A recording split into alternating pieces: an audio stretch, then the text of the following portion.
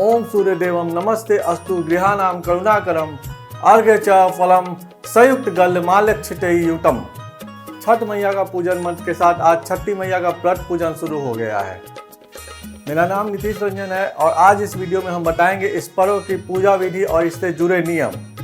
आज 18 नवंबर को नहाय खाए से उत्तर प्रदेश, छत्तीसगढ़, झारखंड, पश्चिम बंगाल और नेपाल में छठ पूजा की शुरुआत हो रही है। खासकर बिहार में यह महापर्व बहुत धूमधाम से मनाया जाता है और छठी मैया को पूरे विधि विधान से पूजा जाता है। छठ पर्व के पहले दिन नहाय खाए, दूसरे दिन खरना मनाया जाता है। वहीं षष्ठी की शाम को ढलते सूर्य को अर्घ दिया जाता है और फिर अगली सुबह उगते सूर्य को अर्घ देने के साथ छठ पर्व का समापन किया जाता है। मान्यता यह है कि छठ का व्रत करने से संतान की प्राप्ति होती है और बच्चों से जुड़े कष्टों का निवारण होता है। ये एकमात्र पर्व है जिसमें डूबते सूर्य को अर्घ दिया जाता है।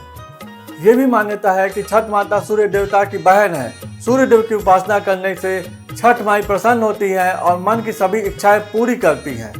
आइए अब हम बताते हैं छठ मैया की पूजा विधि। नहाय खाए के दिन सभी व्रती सिर्फ शुद्ध आहार का सेवन करें। खरना के दिन शाम के समय गुड़ की खीर और पूरी बनाकर छठी मैया को भोग लगाएं और सबसे पहले इस खीर को व्रती खुद खाएं और बाद में परिवार और ब्राह्मणों को खिलाएं। छठ के दिन घर में बने हुए पकवानों को बड़ी टोकरी में भरें और घाट पर ले जाएं। घाट पर ईख का घर बनाकर बड़ा दीपक जलाएं। व्रती घाट में स्नान करने के लिए उतरे और दोनों हाथों से दाल को लेकर भगवान सूर्य को अर्घ दें। सूर्यास्त के बाद घर जाकर परिवार के साथ रात को सूर्य देवता का ध्यान और जागरण करें। जागरण में छठी मैया के गीतों को भी सुने।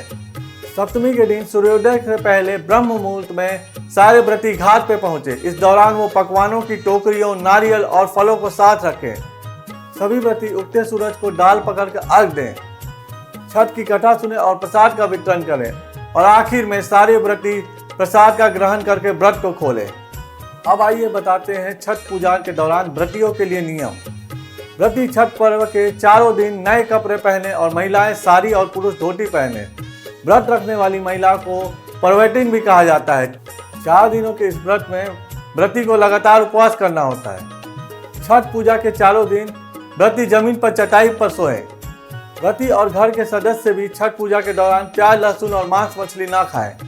पूजा के लिए बांस से बने सूप और टोकरी का इस्तेमाल करें। छठ पूजा में गुड़ और गेहूं के आटे के ठेकुआ, फलों और गन्ना को लेकर छठी मैया का ध्यान करते हुए अर्घ दें। छठ पूजा की शुरुआत और इसके विस्तार के वैसे तो कई सारी मान्यताएं जुड़ी हैं, लेकिन जिन पौराणिक कथाओं में इसका विवरण मिलता है वो है महाभारत के अनुसार इस पर्व की शुरुआत अंगराज कर्ण से मानी जाती है। अंगराज कर्ण के विषय में कथा यह है कि वे पांडवों की माता कुंती और सूर्य देव की संतान है। कर्ण अपना आराध्य देव सूर्य देव को मानते थे। अपने राजा की सूर्य भक्ति से प्रभावित होकर अंग देश के निवासी सूर्य देव के पूजा करने लगे। धीरे धीरे सूर्य पूजा का विस्तार पूरे बिहार और पूर्वांचल क्षेत्र तक हो गया। अंग प्रदेश वर्तमान का भागलपुर बिहार में है। प्रियव्रत जो पहले मनु माने जाते थे, इनकी कोई संतान नहीं थी। प्रियव्रत ने कश्यप ऋषि से संतान प्राप्ति का उपाय पूछा। महर्षि ने पुत्रोष्ठी यज्ञ करने को कहा। इससे उनकी पत्नी मालिनी ने एक पुत्र को जन्म दिया, लेकिन यह पुत्र मृत पैदा हुआ। तभी देवलोक से ब्रह्मा की मानस पुत्री प्रकट हुई, जिन्होंने अपने स्पर्श से मरे हुए बालक को जीवित कर दिया। तब महाराज प्रियव्रत ने अनेक प्रकार से देवी की स्तुति की। देवी ने कहा, आप ऐसी व्यवस्था करें कि पृथ्वी पर सदा हमारी पूजा हो। तब राजा ने अपने राज्य में छठ व्रत की शुरुआत की। किंदम ऋषि की हत्या के प्रायश्चित करने के लिए जब महाराजा पांडु अपनी पत्नी कुंती के साथ वन में दिन गुजार रहे थे, तब उन दिनों पुत्र प्राप्ति की इच्छा से महारानी कुंती ने सरस्वती नदी में सूर्य की पूजा की। इससे कुंती पुत्रवती हुई। इसलिए संतान प्राप्ति के लिए छठ पर्व का बड़ा महत्व है।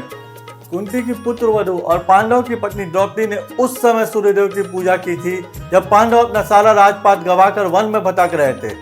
छठ पर्व में सूर्य की पूजा का संबंध भगवान राम से भी माना जाता है। दीपावली के छठे दिन भगवान राम ने सीता के संग अपने कुल देवता सूर्य की पूजा सरयू नदी में की थी। भगवान राम ने देवी सीता के साथ षष्ठी तिथि को व्रत रखा था और सरयू नदी में डूबते सूर्य को फल, मिष्ठान एवं अन्य वस्तुओं से अर्घ्य प्रदान किया था। सप्तमी तिथि को भगवान राम ने उगते सूर्य को अर्घ्य देकर सूर्य देव का आशीर्वाद प्राप्त किया। इसके बाद राजकाज संभालना शुरू कर दिया। इसके बाद से ही आमजन में सूर्याष्ठी का पर्व मनने लगा। आप सभी को छठ महापर्व की बहुत सारी शुभकामनाएं। कोरोना महामारी के इस काल में सरकार द्वारा दिए गए गाइडलाइंस का पालन करते हुए छठ पर्व को मनाएं। जय हिंद, जय भारत।